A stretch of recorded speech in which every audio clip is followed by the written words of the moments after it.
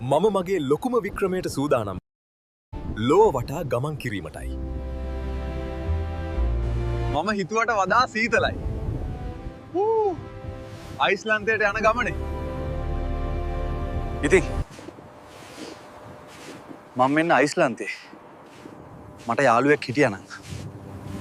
මට මේ ගුහාව මොකක්ද කියලා මම දන්නේ නැහැ.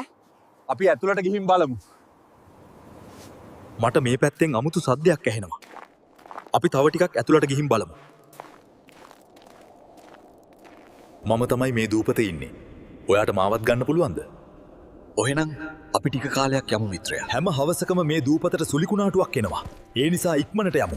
ඔව් ඔක්මන් කරමු යාළුවා. මෙතන පුදුම ලස්සනක් තියෙනවා. මම හිටපු දූපතට වඩා. ඔයා අපේ රටට ගියාට පස්සේ මගේ යාළුවා. ඔයාගේ දූපතේ ලස්සන තේ මිත්‍රයා, මම ඔයාට බාලු කියලා කතා කරන්නම්. ඒක හොඳයි ජේ.